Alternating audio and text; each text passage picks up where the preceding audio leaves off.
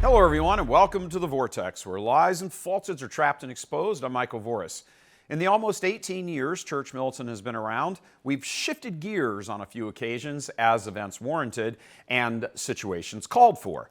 When we first started, it was strictly catechesis, apologetics, church history, that sort of thing. The flagship show was and remains The One True Faith, 118 hours of church teaching on practically everything. We also, during that time period, produced close to an additional 100 hours on such topics as apologetics, church history, and all of that. Then 2009 arrived and Obama went to Notre Dame. That was the first of the gear shifting we underwent here. That revealed to us in stark terms that something was very wrong in the U.S. hierarchy. So we started out on that foray, adding to the already existing abundance of theological productions. And so it was until the next major shift, 2016, when Hillary Clinton declared on the campaign trail that religious doctrines and teachings would have to change in a speech before a radical feminist group. Then 2018 arrived, and the revelations about Theodore McCarrick, and it became an all-out assault on the cover-up hierarchy, especially here in the United States. For all those years developing what we have done here from the beginning, the massive theological content, and then adding layers of all of this on top of it, every aspect that we keep adding, nothing changes, we just keep adding to it, we were largely speaking out against heresy, all sorts of heresies. As you might imagine, that garnered no love from the hierarchy, as they have been the recipient of much needed criticism. Now, in 2023, Church Militant has arrived at another such moment. Without sacrificing anything that has gone on before, the theology, the politics, the investigations, it is now time to step forward and embrace the next aspect, the fight against schism.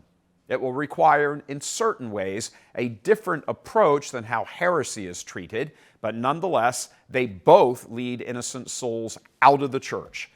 The reign of Pope Francis has thrown gasoline onto the crisis, emboldening the heretics, while at the same time giving ammunition to the schismatics to make outrageous claims about the church herself. A few come right out and deny the validity of the Second Vatican Council. Most, however, keep those cards sort of close to their chest because they realize the danger of saying that overtly. Others maintain Francis either never was the Pope or at some point along the way became a heretic and so therefore is no longer the Pope. And some actually say there hasn't been a real Pope since Pope Pius XII. These last ones, called sedevacantists, that word is Latin for the chair is empty, referring to the throne of St. Peter. In fact, largely out of public view is the vicious, and it is vicious, war that goes on between groups like the schismatic SSPX and the really schismatic groups of the sedevacantists. It's no exaggeration to say those two groups detest each other, with each accusing the other of all sorts of logical and philosophical errors.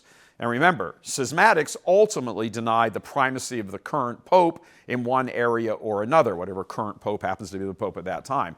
That's just exactly what Protestants do. So to sit back and watch the unholy war between the Sedes and the SSPX is like watching a slugfest between Anglicans and Baptists, except the Proddies are more charitable with each other. Just like when Donald Trump got elected and his presence drew out all the players and revealed much of the cultural political crisis, so too the election of Pope Francis had the same effect in the church.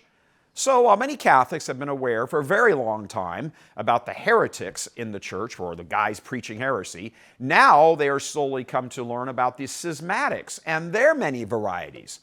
And just as Trump exposed the fake media in the secular realm, Church Militant is committed to exposing the fake Catholic media in the realm of supposedly faithful Catholics. There are major fissures beginning to open up, and souls are falling into these. And in many cases, the supposedly faithful Catholic internet types are leading the way.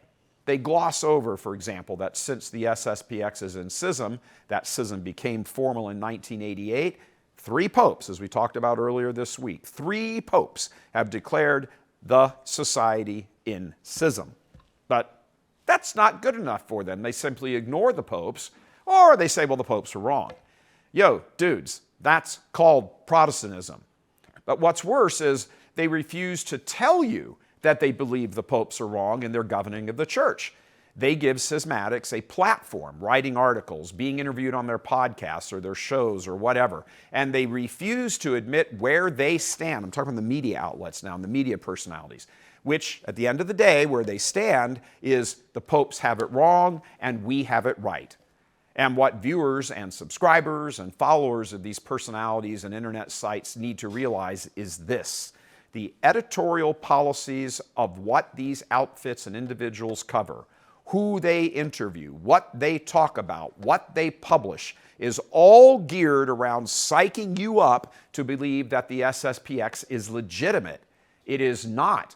Pope Benedict, who they lauded with crocodile tears when he died, declared the SSPX is not legitimate.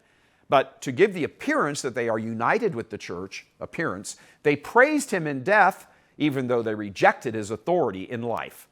So yes, Church Militant has discerned that just as other inflection points in the church and the culture demanded this apostolate and faithful Catholics everywhere respond for the good of souls, we are now at another inflection point, fighting schism. The schismatics, because they have been largely out of view, really out of view, until, just like the gay clergy was until 2002 in the Boston Globe reporting, the schismatics have had what amounts to this point to be a free pass to sort of undermine the church and victimize innocent souls with their propaganda. Well, not here. Schism, as we have been talking about all this week, is just as dangerous to the faith as heresy. It's just not quite as sexy. Faithful Catholics out there need to contact these various media outfits and personalities that purport to be Catholic while at the same time denying a council of the church or the authority of the Pope. They need to ask them, you guys need to ask them, go on the record, please, my favorite internet Catholic personality or website or whatever. Hey, go on the record, guys, and declare openly if you support schism in the church in whatever variety. And do not let them tell you, well, it's unclear, it's a difficult problem, blah, blah, blah. No, it's not. 3 popes in a row have declared it so. So the question to them is not, do you think there is a schism? Nope, there is a schism. Ask the popes.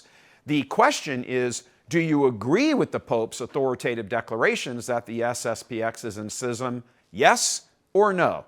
It's that simple. Do you, other media outlets and personalities, do you agree with the popes or the schismatics?